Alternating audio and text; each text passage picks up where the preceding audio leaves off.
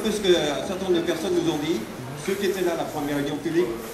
Regardez, le logement est un secteur tendu, avec une population très majoritairement concernée par les logements sociaux.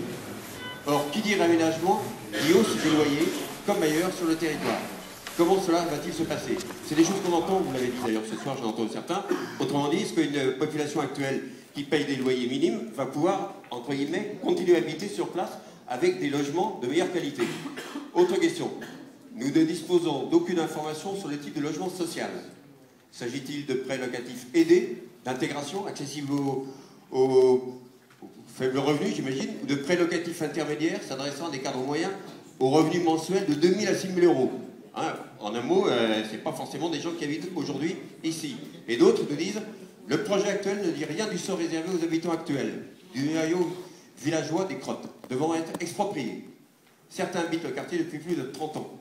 Seront-ils relogés dans les logements neufs prévus? Et à quel prix pour eux? Sous-entendu, est-ce qu'ils pourront suivre? Voilà effectivement des questions qui reviennent très souvent sur la conception du quartier. En un mot, est-ce que c'est la première question que je vous avais dit, est-ce que c'est un quartier de riches qui est en train d'être dessiné? François Leclerc, François Jallinot. C'est pas un organisme qui fait ce qu'il veut. Donc les élus, vous avez des élus. S'il vous plaît, vous avez des élus. Donc vous avez des élus qui vous représentent et qui vont donc donner leurs instructions en matière. Donc on a compris, le logement social, ça va être du PLS et ça va pas être du PLAI. Et pourquoi vous le dites? Et qu'est-ce qui vous permet de l'affirmer? Qu'est-ce qui vous permet de l'affirmer comme ça? Ce qu'on ne nous garantit pas, c'est que vous ne l'offrirez pas. Ah bon? Voilà. S'il vous plaît, une conclusion rapide. Voilà. S'il vous plaît, donc, par rapport à votre interrogation, s'il vous plaît. Donc encore une fois, qui est débat, il faut qu'on puisse entendre. Bon. Qu'est-ce qui, effectivement, c'est intéressant, parce que, encore une fois, si vous posez la question, d'autres, ici et ailleurs, peuvent se la poser. Qu'est-ce qui, effectivement, aujourd'hui, vous fait dire, tel que c'est décidé, il n'y a pas? Parce qu'on demande des engagements, il n'y en a pas en face. Ah bon? Alors, les engagements, allons-y. Les engagements, vous avez des élus qui vous représentent, vous avez des bailleurs sociaux, qui sont intervenus sur le périmètre Euromedin, vous pouvez leur demander. Vous avez l'OPAC, vous avez Erilia, vous avez HMP, vous avez tous ces bailleurs qui sont intervenus, et demandez-leur quelle est la programmation qu'ils ont faite.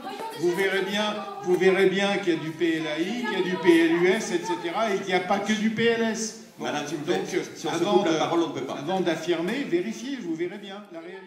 Étienne Balland, je suis sociologue et spécialiste des questions de concertation et enseignant en matière d'aménagement et de paysage.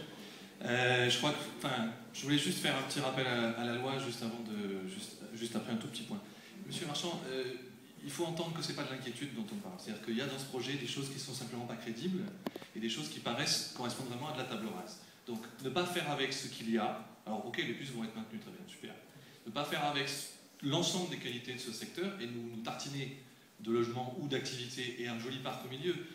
Monsieur Leclerc, à Marseille, les parcs, vous savez comment ils sont entretenus, les parcs de Marseille? Est-ce que vous pensez que c'est crédible aujourd'hui? Est-ce que vous pensez vendre votre projet aujourd'hui avec simplement, allez, on va faire un grand parc, c'est inondable, donc on ne peut rien faire d'autre?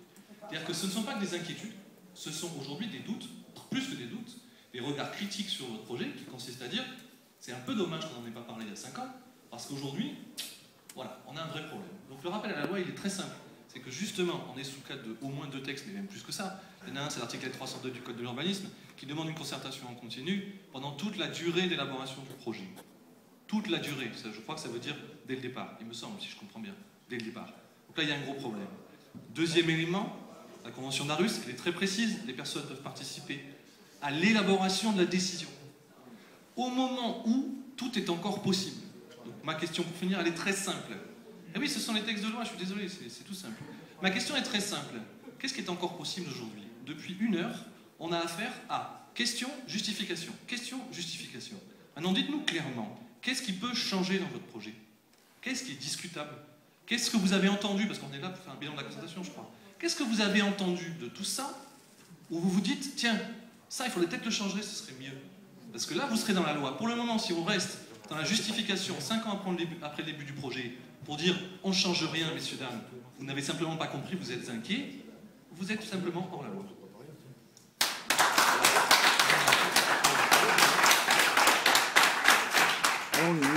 Alors là, on est à la Savine, au boulevard du Vallon des Tuves.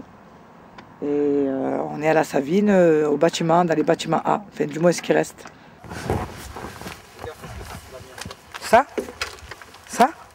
Hamid, on peut rentrer? Ça va, ouais. Voilà, et là, là en fait, c'est le bâtiment 1. Voilà, là, vous filmez, là, c'est là où il y avait les vieux, hein, on va dire, l'entraide, 3e âge. Donc là, à l'heure d'aujourd'hui, ils n'ont plus rien. Ils n'ont plus d'endroit, on leur a rien proposé, on n'a mis que la pression. Donc ils sont partis. Derrière. Là en bas, vous avez le centre social. Et derrière, la 70 devices que je vous parlais tout à l'heure. Là, vous voyez les 4 cubes? Ouais. Voilà. Et donc ceux-là, ils vont tomber, là, les bâtiments colorés. Ouais, les bleus et blancs. Ouais. Et la tour aussi, ouais. Tout ça, en fait, il ne restera que ça.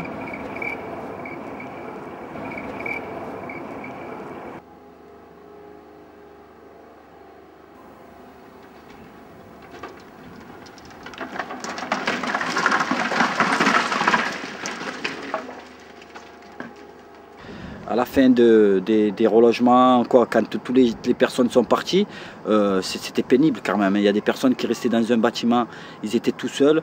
Il y a d'autres personnes, il y a des personnes qui venaient prendre certains trucs dans les bâtiments.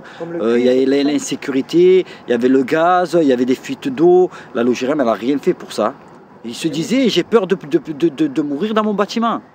Le mec il vient, il pique, il prend un petit morceau de cuivre de gaz comme ça, il te fait sauter tout un bâtiment pour... il y avait vraiment l'insécurité. C'était vraiment... Parce qu'ils avaient eu peur, sinon ils déménageaient pas. Sinon les gens ils déménageaient pas. Non, ils déménageaient pas. Moi le premier, hein, ma famille le premier, hein, on est les derniers à être partis du A4.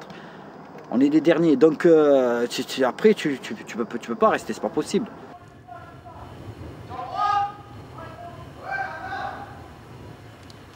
Là, en fait, moi et mon mari, on tenait une buvette, on faisait à manger, on recevait les jeunes, il y avait le baby-foot, la télé. Il y avait pas mal d'animations, quoi. Tous les petits jouaient ici, on peut se rappeler, d'ailleurs nos enfants ont grandi ici aussi. Hein. Ils jouent au ballon ici. Ouais. Et les voisins ils criaient, il y a trop de bruit. Ça va Hamid? On peut te filmer un peu, tu dis quelque chose sur, je dis quoi? Je sais pas. De quoi il pourrait... Mais je sais pas, vous faites quoi là, vous en êtes où? Démolition, je suis dans la démolition. Ouais, mais vas-y, tu es là à la Savine. Ah oui, je suis du quartier, je suis de la Savine. Je suis intérimaire de la Savine. Ils m'ont pris, ça fait combien? Ça fait presque pas loin d'un an, là, bientôt. Et voilà. Et alors, ça te fait quoi De démolir les bâtiments? Ah, ça fait un petit pincement au cœur, c'est normal. Hein. Mais en espérant qu'ils vont faire quelque chose de mieux. En espérant. En espérant, voilà. Toi, tu habitais dans un des bâtiments? Non, pas ici, pas un bâtiment ici. Moi, j'habitais un peu plus bas. Les prochains bâtiments à détruire. Les prochains qui sont à détruire, voilà.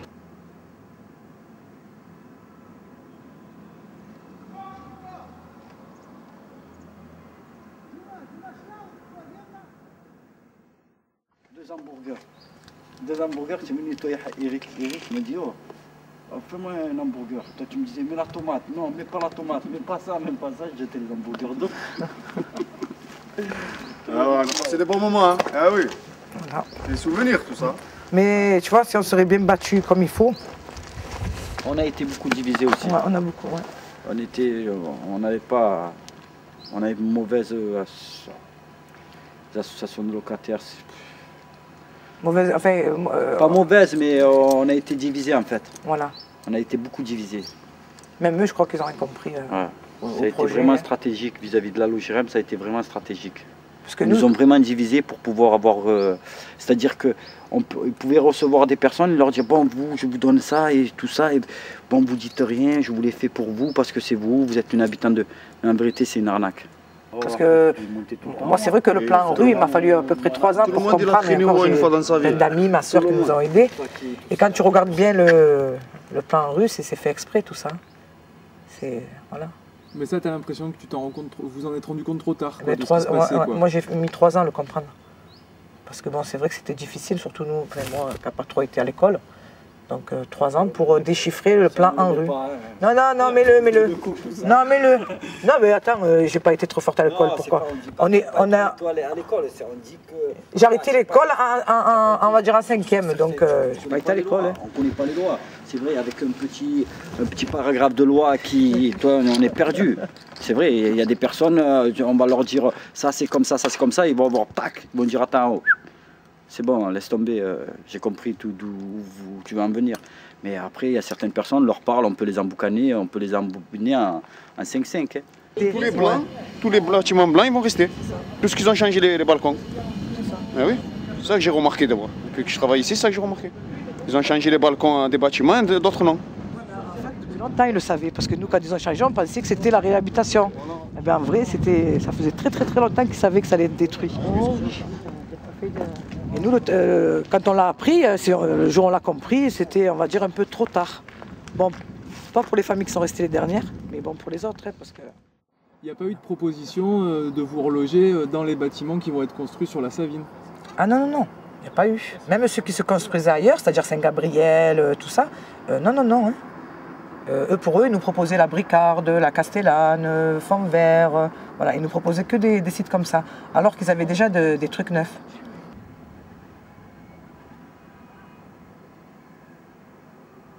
Moi, le fait d'être là, ça me donne comme une chair de poule. Là, vous avez le bâtiment A4, après il y avait le bâtiment A5, j'arrive même, ouais, le bâtiment A5, c'est là. A4, A5. Non, que j'ai dit là, c'était là, il était là. Là, c'est là, ouais. Ouais, c'est là.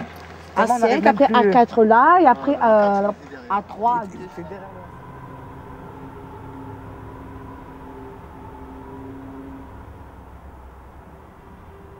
La démolition, on va dire que ça va faire peut-être 6 ans à l'arrière, 6 ans, 7 ans, je pense, hein. Je ne veux pas dire de bêtises. La date exacte, je ne me souviens pas trop, mais ça commençait quand même à parler dans les chaumières. Comme quoi la cité, c'était une cité provisoire, qu'ils allaient bientôt la détruire. Mais on va dire que chaque année, ils disaient que le projet allait commencer l'année d'après. Et en arrivant l'année d'après, il n'y avait rien de fait, quoi. Jusqu'au jour où vraiment les gens ont commencé à recevoir du courrier. Quand bien même les gens, ils n'arrivaient pas trop à y croire, quoi. Ils se disaient non. En fait, tant qu'ils ne voyaient pas quelqu'un partir, ils se disaient non, c'est pas encore le. Jusqu'au jour où vraiment ils recevaient les lettres recommandées disant comme quoi ça y est, il y a telle habitation qui va être faite, qui va être construite. Donc on va commencer à reloger les gens par rapport aux bâtiments. Donc il y avait des bâtiments qui étaient prioritaires par rapport aux nouvelles constructions, parce qu'ils ne pouvaient pas reloger 4 bâtiments d'un coup.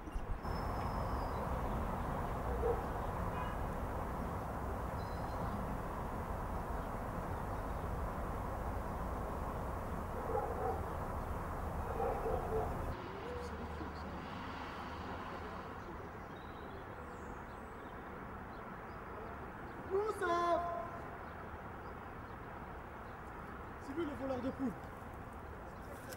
Il est là le voleur de poules. Joe, il est là le voleur de poules. C'est son frère là, il en va voler les poules, il n'y en a plus. Ils veulent faire un cimetière, ils veulent faire un quartier, ils veulent faire un parc, ils veulent tout faire. Mais moi je veux savoir qu'est-ce qu'il a décidé Parce que deux cimetières, ils ont dit qu'ils vont faire un parc. Comment il a décidé entre le cimetière et le parc? Ils vont faire une habitation. Après des habitations, Voilà. après... Ah, c'est pas vrai, ils vont faire des habitations, ils vont faire. Oh, tu t'imagines, il tient encore? Oh, va avec quoi ils nous ont endormis ces bâtards? Petit stade comme ça. Il y avait déjà eu des filets là?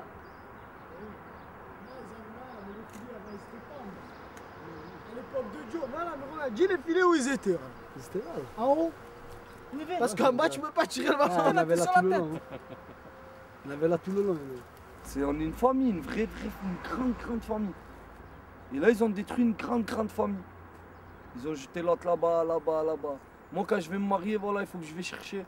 Alors qu'avant, tu te mettais au milieu, au centre du quartier, tu disais, je me marie samedi, il faut que tout le monde y vienne. Tout le monde y venait, ils n'avaient pas besoin d'invitation, les gens avant. Tout le monde, tu me dis n'importe quel nom de famille, je te dis quelle porte il habite, quel étage. Il y a 130 locataires. N'importe lequel, au hasard. Tu me dis, je te dis où il habite. Quel étage, combien ils sont dans leur famille, qui c'est les parents, tous les noms. Maintenant, ça va être une vie de voisinage, bonjour. Et voilà. Des voisinages modernes. Voilà, on va appeler ça comme ça. Un voisinage moderne. Plus comme avant. Dans ma nouvelle cité, là où je vais aller habiter, si je viens à midi qu'il n'y a personne chez moi, qu'ils ont oublié de me laisser la clé, eh ben, je ne vais pas manger. Alors qu'ici, quand tu venais qu'il n'y avait personne à la maison, tu mangeais. Tu allais chez n'importe quel voisin, tu tapais, tu mangeais. Mais encore notre histoire à nous, elle est particulière. Pourquoi? Parce que à Bassens, au Planda ou à la Savine, ils reconstruisent dans le même endroit pour les personnes qu'il y avait. Ils veulent rénover. Ils veulent rénover. C'est pas pareil que chez nous. Chez nous, ils veulent détruire. Ils nous ont détruits. Et dans les deux sens du terme, ils ont détruit le quartier au sens propre du terme et ils nous ont détruits à nous. J'aurais pu me battre sur un peu plus de locataires, mais ils ont préféré partir. Donc moi, je ne peux pas me battre tout seul. Au créneau, moi, je ne peux pas rester dans les créneaux qu'il n'y a plus personne. C'est plus pareil, ça doit changer. Au moins le minimum qui nous donne un respect. Voilà ce qu'on leur demande. Qu'ils me respectent, qu'ils respectent leurs clients de 40 ans. Parce que leur écrire des lettres, on va vous expulser, on vous met en demeure sur 48 heures. Non, on est quand même des chats, on est des êtres humains, on n'est pas un chien, on va lui dire, bah, allez, va dans la niche, et puis quand ça sera pris pour toi le manger, viens, je vais te le donner. Non, on est des êtres humains, on a deux cœurs, on n'a pas des machines. Eux, c'est peut-être la machine à sous qui parle, mais nous, c'est pas des machines à sous, nous, on n'a plus rien. Ben, vous savez, l'Algérien, elle a la loi avec elle, quoi. Je veux dire, à un moment donné, elle va poser ses conditions, vous savez, vous pouvez rien faire à ce niveau-là. C'est pas comme si c'était une résidence d'avocat où tout le monde connaissait ses droits. Ouais. Et d'autant plus qu'à la base, on savait tous que c'était une cité provisoire, où tôt ou tard, il fallait casser le ghetto, quoi. Donc même si c'était organisé, ils auraient fait que repousser l'échéance, je pense. Ben, certains considéraient ça comme un ghetto, parce qu'il y avait une population uniforme, dans le sens où il y avait pratiquement 99% de Maghrébins. Donc les gens d'extérieur considéraient ça comme un ghetto. Moi personnellement, non. Je dis humainement, j'étais mieux là que certains qui vivent dans les résidences où, comme je le dis, je me répète, il n'y avait aucune relation, tout juste le bonjour ou le bonsoir du palier, quoi. Mais si vous leur demandiez est-ce que vous voulez revenir à la cité Créneau, je pense que la plupart ils vous diraient oui. La plupart, hein, pas tout le monde.